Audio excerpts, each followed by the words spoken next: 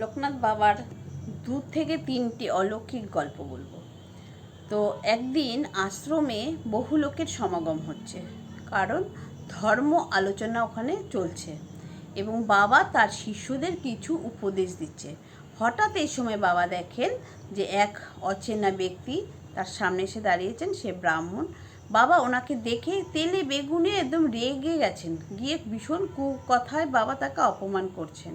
এবং তখন ওই ব্রাহ্মণ ভাবছে, আমাকে বাবা দেখলো না, শুনলো না, জানলো না, বাবা আমাকে এত কেন অপমান করছে। তখন ওখান থেকে ওই ব্রাহ্মণ চলে গেলেন।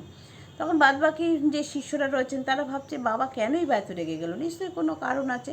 এবার বাবা তাদের বলছে, তোরা তো আমাকে ভাবছিস যে আমি কেন এত কুকথা তাকে বললাম।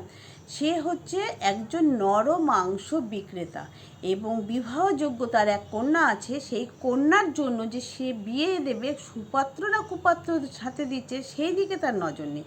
ছেলে বাড়িতে পণ চাওয়া হয়েছে এবং ছেলে বাড়িতে যে ছেলে বাড়ি বেশি টাকা দেবে উনি সেই ছেলের সাথেই মেয়ের বিয়ে দেবে। এতটাই অপদার্থ নেই, এই জন্যই ওকে আমি তাড়িয়ে দিয়েছি। ওখান থেকে এক শিষ্য কী করলো, কথাটাকে শুনে নিয়ে সেই ব্রাহ্মণের খোঁজ করে ব্রাহ্মণের বাড়িতে গিয়ে ব্রাহ্মণের কাছে গিয়ে বলছে, তুমি কি এই করেছো? বলছে হ্যাঁ। বলে এই জন্যই বাবা তোমাকে এরকম করছে। বলে কি বাবা জানলো কি করে? তখন উনি ছুটে এসছেন, বাবার পায়ে মাথা রেখে বলছেন, বাবা তুমি আমাকে ক্ষমা করো, আমি আর এই কাজ করব না। হ্যাঁ, আমি দেখেই নিই যে আমার মেয়ে জীবনে সুখী হবে কি না, আমি এই কাজটা করেছি। যে টাকা আমাকে বেশি দেবে, তো আমি আজকে কথা দিলাম যে যে টাকা দেবে আমি সেরকম ছেলের সাথে আমার মেয়ের বিয়ে দেব না। একটা 2 নম্বর হচ্ছে, একদিন কলকাতা থেকে একজন এসে করেছেন, বলছেন যে বাবার যে শিষ্য রয়েছে তাকে বলছে যে আমি এক ধনী পরিবার থেকে এসেছি, বাবার সাথে আমি দেখা করতে চাই। এবং সেই বাবার সেই শিষ্য বাবাকে গিয়ে বললেন যে আপনার সাথে কলকাতা থেকে এক ধনী ব্যক্তি এসেছেন, দেখা করবে। বাবা কথাটা শুনে বাবা ধ্যানে চলে গেলেন। ধ্যান যখন ভাঙলেন, বাবা ওনার দিকে তাকিয়ে বলছে, তুমি তো ভাড়া থাকো। তখন ওই ভদ্রলোক বলছে, আমি বললাম আমি ধনী পরিবারের লোক, আমাকে আবার বলছে ভাড়া থাকি। আবার আমি যে ভাড়া থাকি সেটাই বা বাবা জানলো কী করে? তখন উনি স্বীকার করলো, হ্যাঁ বাবা আমি ভাড়া থাকি, আমি বিভিন্ন রকম একটা অশান্তির চাপে পড়ে আমি বাড়ি ছেড়ে দিয়ে ভাড়া থাকি। মানে বাবা কিন্তু জানতেন না, মানে চিনতেন না, কিন্তু বাবা জেনে গেছেন, ওনার মুখটা দেখে ওনাকে চিনে গেছেন।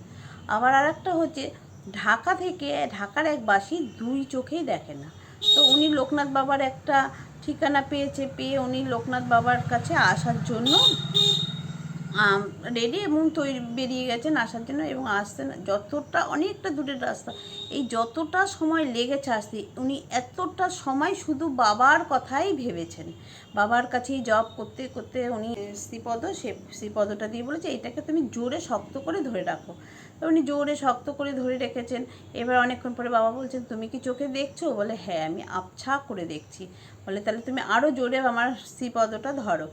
এবার এর মধ্যে এক ভদ্রলোক এসে বাবার কাছে ওই তার জমি সংক্রান্ত কিছু গল্প করছে, আর এই দৃষ্টিহীন ব্যক্তি কী করেছে, মাইন্ডটা ওইদিকে চলে গেছে।